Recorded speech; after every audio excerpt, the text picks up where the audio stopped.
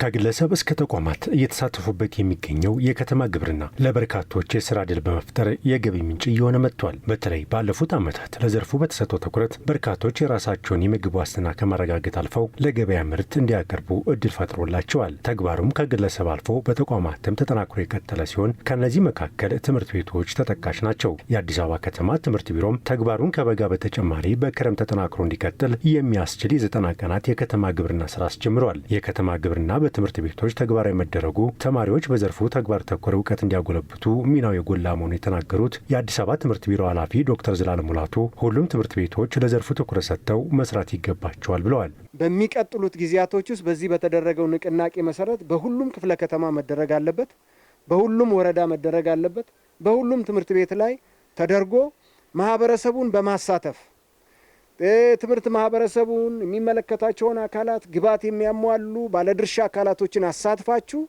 የበለጠ የምናመርትበት ለምርት የሚበቁ ለምግብ የሚውሉ ለግብዓት ለትምህርት ቤቱ ማማር ምቹ የሚሆኑ አትክልቶች ተተክለውበት የበለጠ ለመርሃ ግብራችን ትርጉም የምንሰጥበት ጊዜ ይሆናል ብዬ አስባለሁ። በከተማ የሚገኙ ትምህርት ቤቶች የተቀናጀ የከተማ ግብርና ስራ እየሰሩ ውጤት ማምጣታቸውን የተናገሩት ደግሞ የአዲስ አበባ አርሶ አደርና ከተማ ግብርና ልማት ኮሚሽን ኮሚሽነር ባየሽጉጤ ናቸው።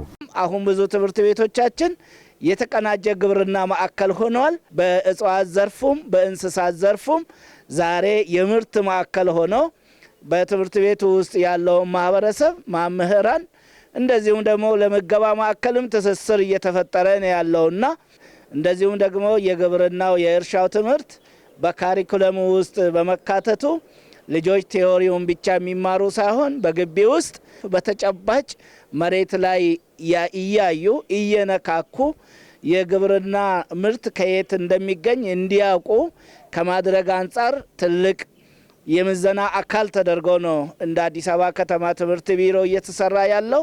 ይሄን በጣም እናደንቃለን። በቀጣይ 90 ቀናት ለክረምቱ የከተማ ግብርና ስራ ስኬታማነትም የከተማዋ የትምህርት አመራሮች በከተማ ግብርና ስራዎች ላይ ትኩረት ሰጥተው ለመስራት ዝግጅት ማድረጋቸውን አረጋግጠዋል። በከተማ ደረጃ የከተማ ግብርና አጠቃላይ በትምህርት ቤቶች ዙሪያ አንዱ የመማራ ትምህርት ካሪኩለም ውስጥ የገባ ስለሆነ በትምህርት ቤቶች ውስጥ የከተማ ግብርና ሲሰሩ አብዛኛው ከተማሪ ምገባ ጋር አብሮ የሚሄድ ስራዎች የሚሰሩበት አግባብ ይፈጠራል። ስለዚህ በዚህ በ90 ቀን ውስጥ ብዙ ነገሮች እንደሚሰሩ ታቅዶ ወደ ስራ ገብቷል። ቀጣይ 90 ቀን በርካታ እቅዶችን ይዘን ነው የተነሳ ነው። አንዱ ከእቅድ የጓሮ አትክልት ነው። ሁለተኛው ደግሞ ፍራፍሬዎችን ለመትከል ነው።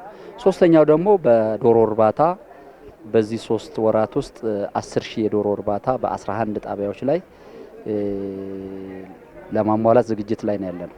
ዓላማው አንድ ትምህርት ቤት በቲዮሪ ብቻ ሳይሆን በተግባርም በቲዮሪ የተማሩት በተግባር ተማሪዎች እንዲለማመዱት ማስተማሪያ ሆኖ ያገለግላል።